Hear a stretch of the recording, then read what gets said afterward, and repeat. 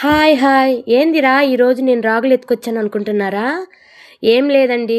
ఈరోజు మాకు రేషన్ షాప్లో మాకు 25 కేజీల బియ్యానికి 3 కేజీల రాగులు ఇచ్చారు. 22 కేజీల రైస్ ఇచ్చారు. రాగులను క్లీన్ చేద్దామని చూస్తే దాంట్లో ఎంత చెత్త ఉందో చూడండి.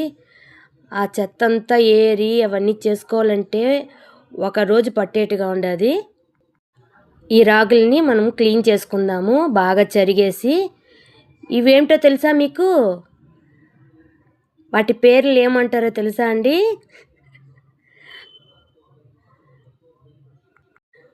వాటి పేర్లు నేను చెప్పను.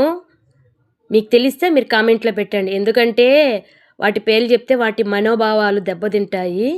మళ్ళీ మీడియా వస్తుంది, మళ్ళీ ఫ్యాన్స్ అసోసియేషన్ వాళ్ళు ఎంటర్ అవుతారు. ఎందుకొచ్చా మనకు? నాకు క్లీన్ చేసేది రాక అంత కింద పోయేసినానండి. ఏదో చెరిగినాను, కానీ మా అమ్మనుంటే కానీ నాకు నీట్గా చేసి ఇచ్చుంటుంది. అమ్మ లేని లోటు ఇప్పుడే తెలుస్తూ ఉందండి.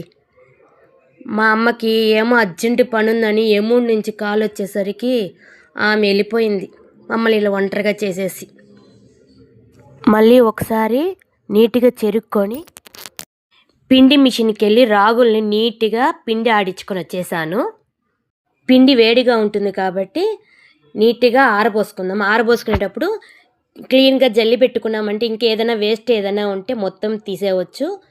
నీట్గా జల్లిచ్చేసి పేపర్ పెట్టి బాగా ఆరబెట్టుకొని చల్లారిపోయినాక ఒక హాఫ్ డే అట్లే పెట్టేస్తే చల్లారిపోతుంది. మళ్ళా కంటైనర్ డబ్బాలో వేసేసి స్టోరేజ్ చేసి పెట్టుకుంటే 6 నెలల దాకా ఉపయోగించుకోవచ్చు. నా వీడియో కానీ మీకు నచ్చినట్లయితే లైక్ చేయండి, షేర్ చేయండి, కామెంట్స్ పెట్టండి. మరిన్ని వీడియోలు పెడతాను.